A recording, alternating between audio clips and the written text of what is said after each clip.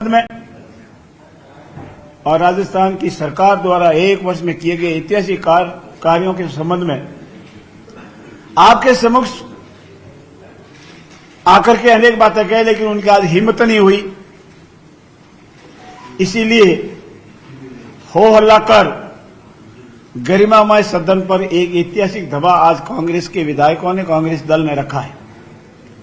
कोई मुद्दा होता, कोई विषय होता, तब तो बात समझ में आती। और जिस पूर्ण रूप से बेबुनियाद विषय को, फोन टैपिंग के विषय को रखा, जिसमें हमारी सरकार के गृह राज्य मंत्री ने, सरकार के अन्य जनप्रतिनिधियों ने जब आपके समक्ष स्पष्ट रूप से ये कथन कर दिया, सरकार का विजन रख दिया, सरकार की बात रख दी कि न तो किसी का फोन टैप हुआ है, न सरकार किसी का फोन टैप करती है और न करने का कोई विचार ही है। उसके बाद ऐसा विषय भी नहीं होना चाहिए। न उनके पास प्रूफ था, न उनके पास सबूत था। मात्र कल्पनाओं के आधार पर उन्होंने इस तरह का गैर जिम्मेदाराना रवैया आज विधानसभा के सदन में रखा। इतना ही नहीं, माननीय स्पीकर महोदय द्वारा उनको बार बार समझाने के उपरांत भी वो अपनी हठ धर्मिता से बाज नहीं आए। मेरे स्वयं द्वारा बार बार इस संबंध में उनसे इस बात की प्रार्थना की गई, हमारा ऐतिहासिक निर्णय आज नेता प्रतिपक्ष और सदन के नेता दोनों की अपनी बात होगी। राजस्थान की जनता सुने, आप भी जुड़े, आप हमारी समालोचना करो, आलोचना करो, सुझाव दो, और आपकी आलोचना, समालोचना, सुझाव हमारे लिए विकास के लिए काम आते हैं। लेकिन जैसा सुनने में आया है, सत्य असत्य वो जाने, उनके ही एक वरिष्ठ नेता का ये आशय रहा होगा कि वो आदरणीय जूली साहब का भाषण आज होना नहीं देना चाहते थे, इसीलिए ऐसा उनके आपसी खींचतान का नतीजा भी है। मेरे आदरणीय मुख्य सचेतक महोदय ने भी उनसे 2 बार प्रयास किया, उनको समझाया कि देखिए, कोई विषय हो, नियमों में आकर कोई बात कहो तो सरकार हर वक्त जवाब देने को तैयार है। आप साक्षी हैं, प्रश्नकाल शुरू होने से पहले ही बिना कोई नोटिस दिया, न नियमों में आए, न कोई सूचना दी, और सीधे ही पहले से ही काली पट्टी बांध के आकर के हो हल्ला करना प्रारंभ कर दिया। प्रश्नकाल के उपरांत माननीय स्पीकर महोदय द्वारा ये कहा गया कि आप हमारे चैम्बर में आइए, अपनी बात बताइए, तो भी नहीं गए। माननीय स्पीकर द्वारा हाउस को एडजॉर्न करने के बाद भी कहा, तो भी नहीं आए, और हमारे द्वारा आदरणीय मुख्य सचेतक द्वारा कहने के उपरांत नहीं आए। और ऐसी स्थिति में आज जो व्यवहार राजस्थान की विधानसभा में उनका किया है, उसको इतिहास कभी उनको माफ नहीं करेगा। और उसी परिप्रेक्ष्य में हमारे यशस्वी मुख्यमंत्री आदरणीय भजनलाल जी ने उनके द्वारा किस तरह की अनगढ़ टिप्पणियां करने के बावजूद भी पूरी जोर शोर से राजस्थान की विधानसभा में अपना पूरा विजन रखा, अपनी बात रखी, और उनके किसी भी ऐसे हो हल्ला से प्रभाव में नहीं आए। उनके अनेक साथी आज बहुत परेशान थे कि वो अपनी बात भी नहीं कहे, अपना प्रश्न भी रख पाए, अपना स्थगन पर भी नहीं बोल पाए। इसके लिए मैं आज मानता हूं कि आज का जो व्यवहार कांग्रेस पार्टी का रहा है, वो डूबती जात का अगली अंतिम जो तिनका रहता है, वो भी धीरे धीरे खत्म होने के स्तर पर जा रहा है। मित्रों, दूसरा, माननीय यशस्वी प्रधानमंत्री जी ने विकसित भारत 2047 हेतु दिए गए अपने विजन के आधार पर निर्धारित हमारी सरकार की प्राथमिकताओं में उल्लेख करते हुए मार्गदर्शन हमको प्रदान किया है, जिसके लिए मैं उनका धन्यवाद भी देता हूं और आभार भी व्यक्त करता हूं। हमारी सरकार ने 1 वर्ष के कार्यकाल में, 1 वर्ष और लगभग जितना भी ज्यादा समय हुआ, और बजट से गिरे तो जुलाई से वापस बजट आएगा, तब तक जो कार्य किए हैं, ऐसे ऐतिहासिक कार्य इतिहास में शायद आज दिन तक नहीं हुए हैं। उन्होंने एक आरोप लगाया, कांग्रेस के अध्यक्ष महोदय ने भी लगाया और अन्य लोगों ने भी लगाया, कि केंद्रीय बजट में राजस्थान को कुछ भी नहीं मिला। मेरे साथियों, आपको भी मन में होगा कि केंद्रीय बजट से राजस्थान को क्या मिला।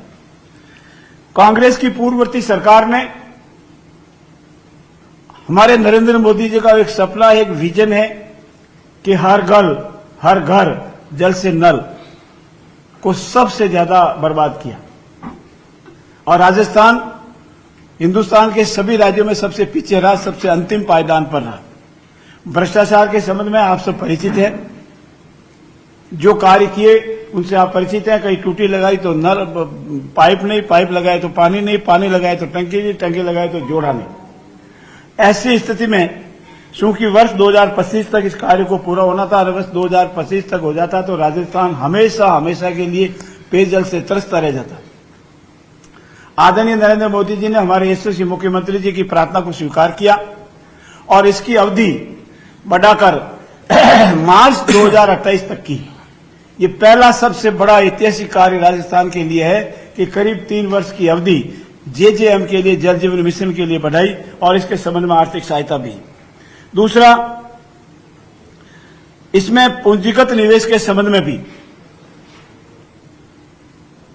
हमारी सरकार के लिए आदरणीय नरेंद्र मोदी जी ने अपने इस बजट में बहुत ही ऐतिहासिक सहायता उपलब्ध करवाई, जिसमें ऊर्जा का क्षेत्र हो, जेजेएम का क्षेत्र हो और इस संबंध में भी ऋण की अवधि उपलब्ध हो। मित्रों, आप सबको पता है कि केसीसी में आज से पहले करीब 3 लाख की निर्धारित सीमा थी। राजस्थान के 77 लाख काश्तकार इसे हमेशा लाभान्वित होते थे और इसको बढ़ा करके 5 लाख रुपए किया गया है। और यह भी हम सब के लिए और राजस्थान के परिप्रेक्ष्य में सबसे महत्वपूर्ण है, क्योंकि सबसे ज्यादा लाभ अगर काश्तकार कहीं उठाते हैं तो वो राजस्थान में उठाते हैं। मित्रों, हमारे राजस्थान में गीग वर्कर्स भी बहुत है और 6 लाख करीब गीग वर्कर्स अपने असहाय जिंदगी को जी लेते। आदरणीय प्रधानमंत्री जी ने राजस्थान की इस प्रार्थना को ध्यान में रखते हुए पीएम जन आरोग्य योजना से जोड़कर ऐसे क्रांतिकारी निर्णय लिया है और उन सब को गीग वर्कर्स को 6 लाख करीब गीग वर्कर्स को अब असहाय की जिंदगी जीने की आवश्यकता नहीं रहेगी और उसके लिए भी ये कार्य जो किया है वो बजट में ऐतिहासिक है। हमारी जो बजट घोषणाएं थी उसकी क्रियान्विति आप सबके समझ में है। बजट घोषणा के दूसरे दिन ही सभी प्रभारी सेक्रेटरी को भेजा गया और तीसरे दिन प्रभारी मंत्रियों को भेजा गया और इस तरह उसका बहुत ही क्रियान्विति हुई। उसी का परिणाम है मित्रों कि उपचुनाव राजस्थान में उपचुनाव से पहले कांग्रेस के अनेक नेता गमछे लहराते थे, मोरिया बोलने की बात करते थे, लेकिन आज मैं उनको याद दिलाता हूं वो मोरिया कहां बोल गए। 7 में से जहां तक मेरी जानकारी है 3 में कांग्रेस के प्रत्याशी की जमानत जब्त हुई और एक भी बड़ी मुश्किल से जीत गया, उसका मार्जिन आप देख लें। इसलिए मैं आज उनको याद दिलाऊं कि मोरिया कहां बोल गए। वो ये कह रहे थे कि राजस्थान के जिलों में जो फेरबदल किया गया है, जिलों के संबंध में जो किया गया है उसमें ईंट से ईंट बजा देंगे, राजस्थान को हिला देंगे। आप सबके सामने है माननीय राजस्थान उच्च न्यायालय ने किस तरह की टिप्पणी उनके विरुद्ध की है। और कल मैंने आपके समक्ष राजस्थान की विधानसभा के पटल पर ऐतिहासिक पृष्ठभूमि रखी है। पूरे काल के 50 साल के कार्यकाल में कांग्रेस ने एक भी जिला नहीं बनाया और हमने हमारे कार्यकाल में 6 जिले बनाए और इन जिलों का भी किस तरह वर्गीकरण किया, एक एक चीज आपके सामने रखी है। मित्रों, ये हमारा जो ऐतिहासिक कार्य हुआ है उसी का आधार पर हमारा वोट परसेंटेज भी बढ़ा है और हमें कांग्रेस के जो जीते हुए प्रत्याशी उसके स्थान पर हमें अपना सेवा का मौका दिया है। कांग्रेस के एक चीज मुख्य रूप से मैं आपको बताना चाहता हूं, कांग्रेस के 5 वर्ष के कार्यकाल में अंदर 4,01,48 घोषणाएं की गई थी, जिसमें से 1921 ही पूर्ण हुई और हमारी सरकार ने 1272 घोषणाएं की है, जिसमें से 297 घोषणाएं पूरी हो चुकी है और 448 के संबंध में एफएसपी हो चुका है, एएसपी हो चुका है और शीघ्र हो जाएगा। ऐसे अनेक महत्वपूर्ण बिंदु है जिसके आधार पर हम जनता के बीच में जा रहे हैं। हम फक्र के साथ कह सकते हैं कि इस सरकार ने ऐतिहासिक कार्य किया है और ऐतिहासिक कार्य के संबंध में हम लोग पुनः जनता के बीच में जाएंगे, जनता का आशीर्वाद लेंगे और आज जो हमारे को विधानसभा में सदस्य संख्या है उससे भी अधिक सदस्य संख्या के साथ पुनः विधानसभा में आएंगे। सरकार की और जनता की सेवा करने का हमें जनता मौका देगी। धन्यवाद। कह रहा है कि अगर बात करने की कोशिश की जाती तो गतिरोध खत्म किया जा सकता था, बजट तक जारी रहे। मैं आपके समक्ष पुनः दोहराता हूं, अगर आप विधानसभा सुबह प्रारंभ होने से पहले कोई नोटिस नहीं, कोई सूचना नहीं और जैसा मैंने आपको पहले कहा, हमारे स्पीकर महोदय ने बार बार घोषणा की कि आपका बजट ज्यों ही क्वेश्चन अवर्स पूरे में आप अपनी बात कहिए, आप कहिए, सरकार जवाब देने को तैयार है। तीसरा, जैसा मैंने कहा, हमारे मुख्य सचेतक महोदय 2 बार गए, मैं स्वयं गया, 3 बार हमने सिर्फ इस बात के लिए हाउस को थोड़ी देर के लिए एडजॉर्न कराया कि कोई बात हो जावे, सिर्फ उनकी आपसी खींचतान और आज प्रतिपक्ष के नेता का अगर भाषण नहीं हो जावे और किसी पूर्व में बोले गए नेता का भाषण दब जावे, नहीं जावे, इसी कुछ षड्यंत्र के तहत, आपसी खींचतान के तहत आज उनका कार्य रहा है। उनका हमारी तरफ से तो संसदीय कार्य मंत्री जोगाराम पटेल सदन में हुए कामकाज को लेकर और कांग्रेस के रवैया को लेकर सवाल उठा रहे थे, जानकारी दे रहे थे। बहरहाल मारो राजस्थान में अभी के लिए इतना ही, आगे देखिए।